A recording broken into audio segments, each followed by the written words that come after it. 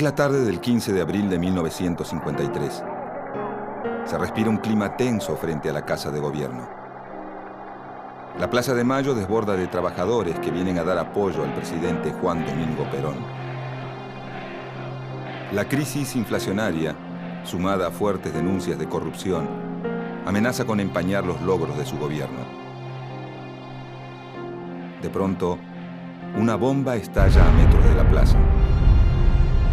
El presidente, desde el balcón, intenta mantener la calma. Minutos después, una segunda bomba explota en la entrada de un subterráneo. En la plaza, los manifestantes exigen una represalia para los autores de las bombas. Ante el clamor de la muchedumbre, Perón pide dar leña a los opositores. Persuadiendo y tiró a palo.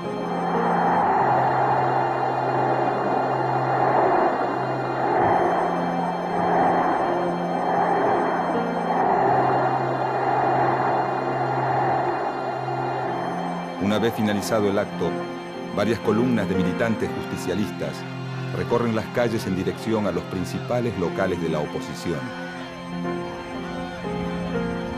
Esa noche incendian la Casa del Pueblo, sede del Partido Socialista, la Casa Radical, la sede del Partido Conservador y el Jockey Club de Buenos Aires.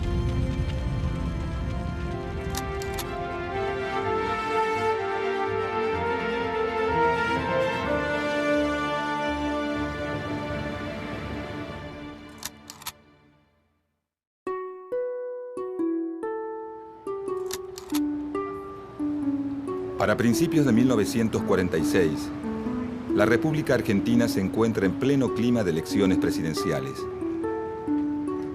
La realidad política del país muestra a un electorado polarizado. Bajo la denominación de Unión Democrática, se agrupan los partidos políticos tradicionales como la Unión Cívica Radical, el Partido Demócrata Progresista, el Partido Socialista, los conservadores y el Partido Comunista. Los candidatos de la Unión Democrática, representados por la fórmula presidencial Tamborini-Mosca, buscan alinearse con las potencias vencedoras en la Segunda Guerra Mundial, presentándose ante la sociedad como los representantes de la democracia y el sistema liberal. La Unión Democrática trata de mostrar al gobierno militar de Edelmiro Julián Farrell y a la política de su candidato oficial, Juan Domingo Perón, como una versión local del fascismo europeo. Por el otro lado, el Frente Electoral del Coronel Perón está representado por un partido integrado por dirigentes de los principales sindicatos que busca representar políticamente al sector obrero industrial, el Partido Laborista, y también por un desprendimiento del radicalismo, en desacuerdo con la política de la Unión Democrática, la UCR Junta Renovadora, y algunas fracciones de otros partidos que se suman en varias provincias. Este frente electoral persigue una política que promueva el desarrollo industrial y la instauración de un estado de bienestar, continuando la línea política nacionalista impulsada por el coronel Perón en sus épocas de secretario de Trabajo y Previsión del gobierno militar. Fuera del sistema de partidos, la candidatura de Juan Domingo Perón recibe la adhesión de dos sectores muy fuertes en la política de esos años. Por un lado, las Fuerzas Armadas y en especial el Ejército, cuya fracción nacionalista decide apoyar desde un principio la política social del candidato de gobierno. Y por otro lado, la Iglesia Católica, cuya relación con Perón comienza con la Revolución del año 43, cuando el gobierno militar de ese entonces, del que Perón forma parte, implanta la educación religiosa obligatoria en las escuelas. Además, la adopción por parte de Perón de varios postulados de la doctrina social de la Iglesia hace que su relación con sectores del clero sea desde un principio bastante fluida. En las elecciones presidenciales del 24 de febrero de 1946, la fórmula presidencial Juan Domingo Perón Hortensio Quijano, con un 52% de los votos, derrota a la de la Unión Democrática.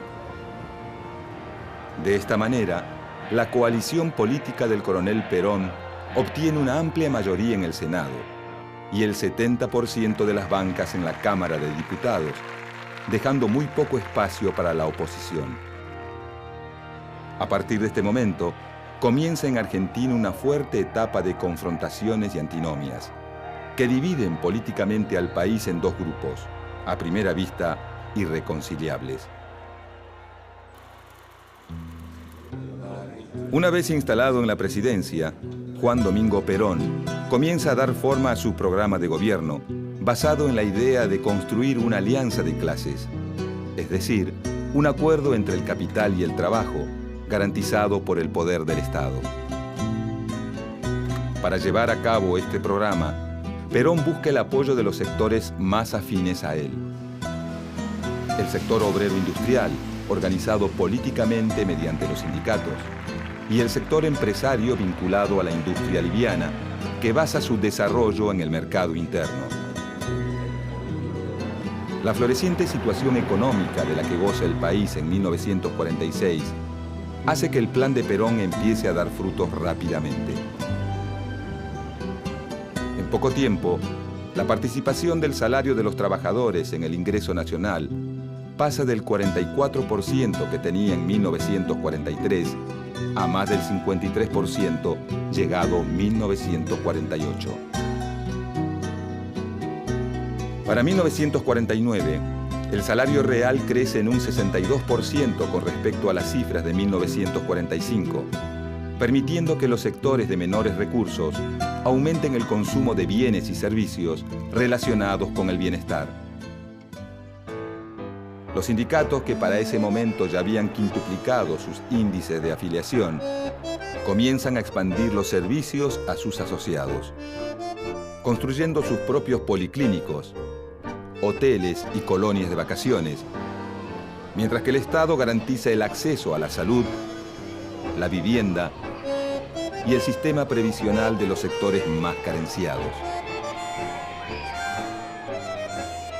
Estas cifras alentadoras dan al gobierno de Perón un amplio margen de consenso entre los sectores populares, que comienzan a ver al presidente como algo más que un simple líder político.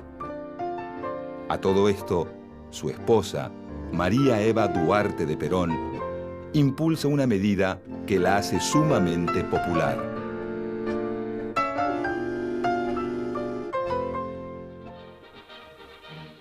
El 9 de septiembre de 1947, el Congreso Nacional aprueba el proyecto de ley otorgando los derechos cívicos a la mujer.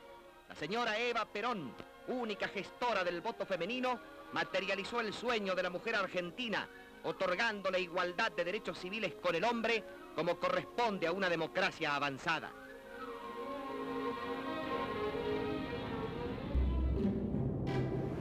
Paralelamente a su labor de gobierno, Perón va construyendo un conjunto de principios políticos y doctrinarios tendientes a fortalecer su figura y a prolongar la permanencia de su partido en el gobierno.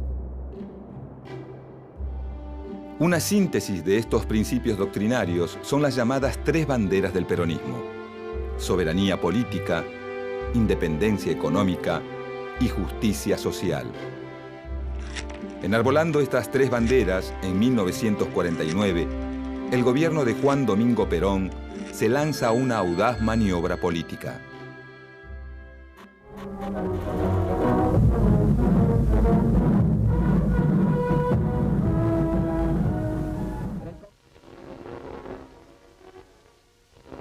En solemne sesión especial, el general Perón expone su pensamiento sobre la reforma constitucional, refiriéndose a la necesidad e importancia de las modificaciones propuestas, poniendo de manifiesto su fe en que con ellas ha de lograrse una nación socialmente justa, económicamente libre y políticamente soberana. La reforma constitucional de 1949 busca legitimar jurídicamente los avances políticos y sociales obtenidos por el peronismo, incorporando los derechos del trabajador, de la familia, de la ancianidad y de la educación y la cultura, y un capítulo sobre función social de la propiedad, el capital y la actividad económica al texto de la Carta Magna, así como también sus 3 banderas al contenido del preámbulo. Además de sus propósitos jurídicos, la reforma constitucional también tiene una clara finalidad política: crear una cláusula que permita la reelección del presidente. El evidente afán reeleccionista, sumado al importante papel que asigna la nueva Constitución Nacional al Estado en la economía y la política social, provoca un enérgico rechazo en los sectores opositores que ven esta reforma como un avance de la incipiente doctrina peronista sobre las tradiciones institucionales. A pesar de todo, la nueva Constitución es aprobada y Perón se lanza inmediatamente a una nueva campaña electoral. Ese mismo año, se revierten las condiciones económicas favorables que acompañaron los primeros años del gobierno peronista. Si en 1946 Perón logra ganar las elecciones con las principales radios y diarios en su contra, está claro que para 1951 esto no va a volver a suceder. En consecuencia, Perón redobla los esfuerzos de campaña, asignando una vital importancia a la Subsecretaría de Informaciones de la Presidencia. Este organismo, a cargo de Raúl Alejandro Apold, controla la radio, la prensa escrita y el cine. Produce sus propias campañas gráficas y radiales y auspicia la producción de noticieros favorables al gobierno. Paralelamente, la Subsecretaría de Apold busca recortar los medios de propaganda con los que cuenta la oposición, llegando a expropiar el diario La Prensa, un fuerte órgano opositor.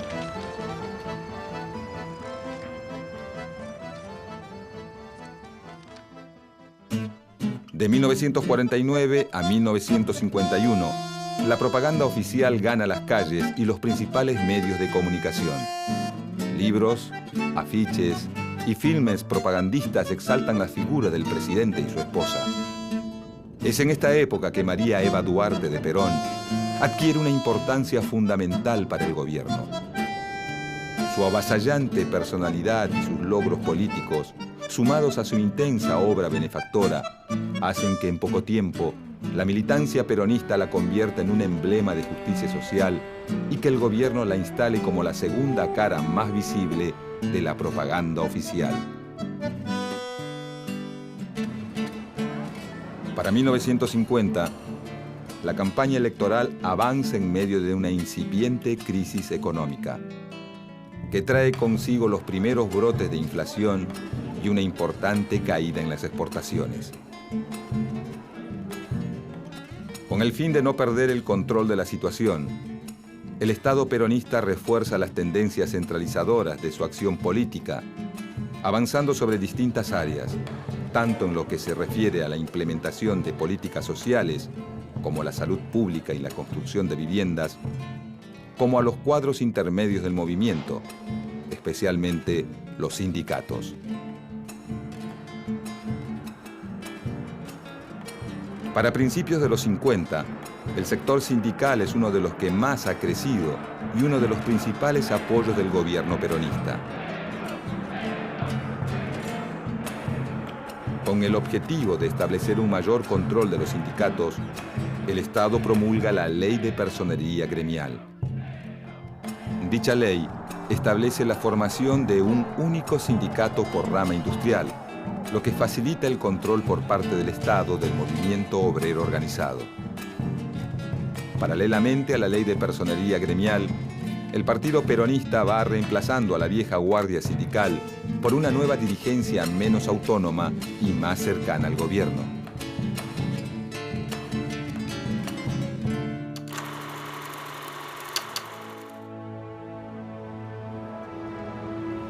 Con la llegada de las elecciones de 1951, los partidos de la oposición vuelven a reagruparse como en los tiempos de la Unión Democrática. Entretanto, una figura surgida de las mismas filas del gobierno comienza a ganar cada vez más peso político.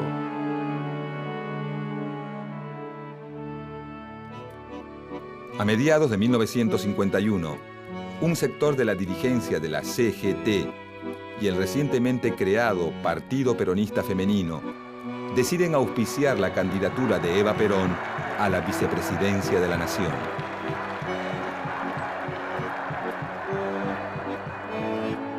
Esta noticia no hace más que avivar los ánimos de la oposición, principalmente entre los oficiales del ejército, que ven en Eva a una figura política mucho más intransigente que el mismo Perón.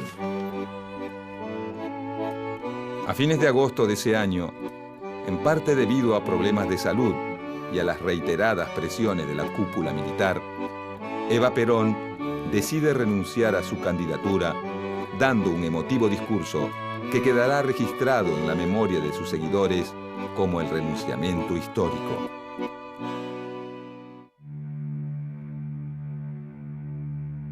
La renuncia de Eva Perón no logra calmar del todo el malestar del ejército, y un mes más tarde, un levantamiento militar liderado por el general Benjamín Menéndez intenta dar un golpe de Estado.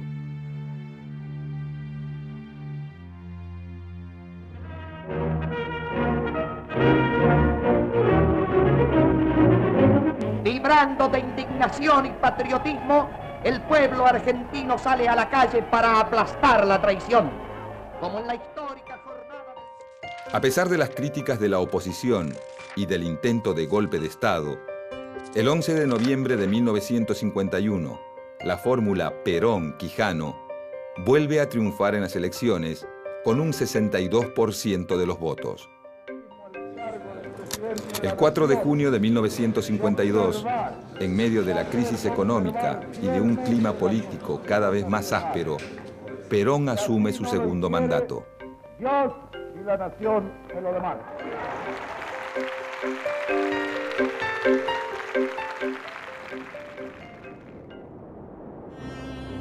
Un mes y medio más tarde, el 26 de julio, Eva Perón muere víctima de un cáncer. Por unos pocos meses, la tormenta política es eclipsada por enormes manifestaciones de dolor popular.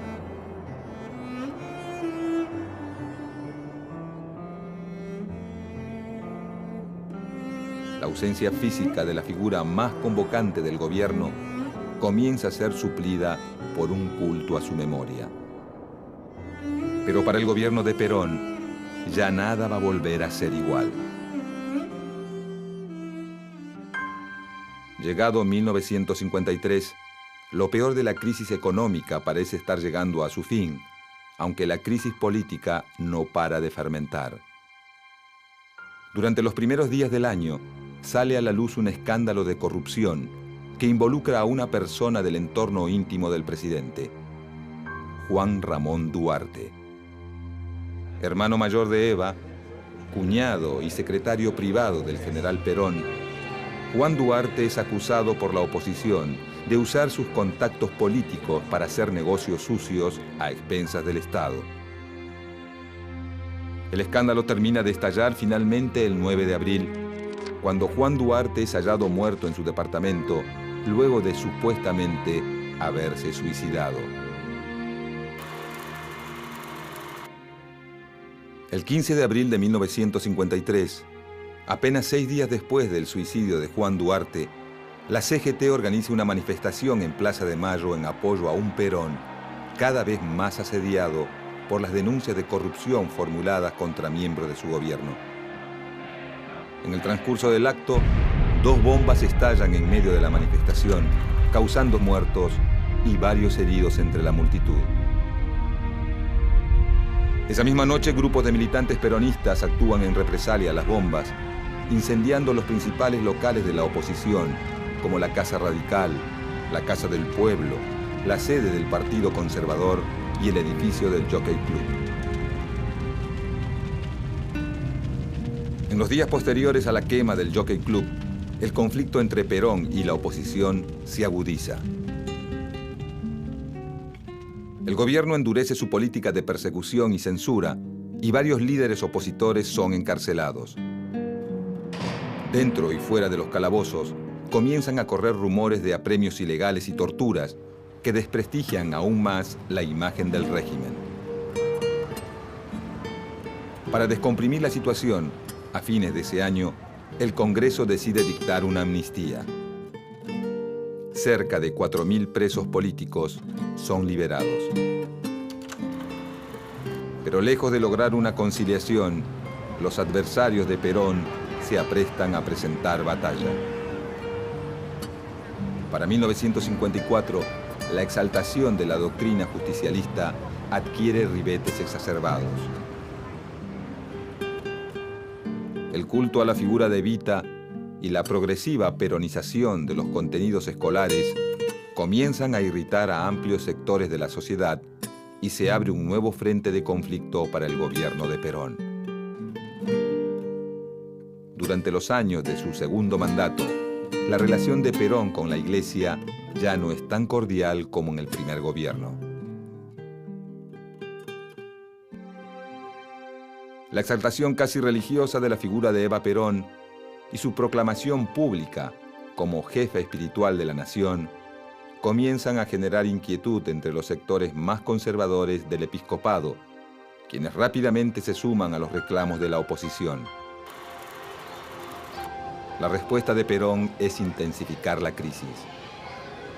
En pocos meses el gobierno suprime la enseñanza religiosa obligatoria, promulga la ley de divorcio vincular y propone una reforma de la Constitución para separar a la Iglesia del Estado. El conflicto con la Iglesia no tarda en estallar. Desafiando todas las prohibiciones y las restricciones impuestas por el gobierno peronista, el 11 de junio de 1955, todas las fuerzas opositoras al gobierno, en solidaridad con la Iglesia Católica, participan de la procesión de Corpus Christi y desfilan frente a la Catedral de Buenos Aires. Esta procesión constituye la manifestación masiva más grande en contra de Perón hasta el momento. Incluso militantes socialistas y comunistas, de conocida postura anticlerical, marchan junto a miembros de la Acción Católica en repudio al gobierno. El episodio termina con un confuso incidente que incluye la quema de una bandera argentina. Este hecho es utilizado por el gobierno para desacreditar a los asistentes de la marcha y para minimizar sus efectos políticos.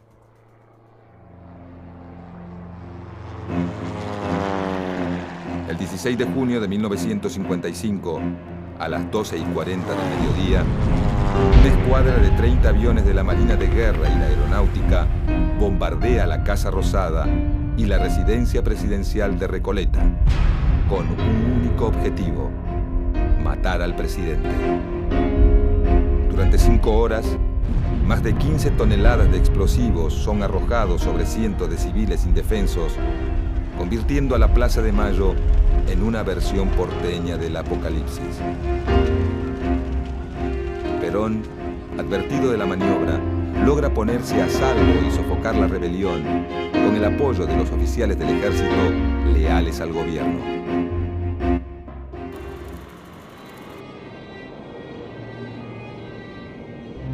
Al final de la jornada, el bombardeo a Plaza de Mayo deja un saldo de más de 300 muertos y el doble de heridos.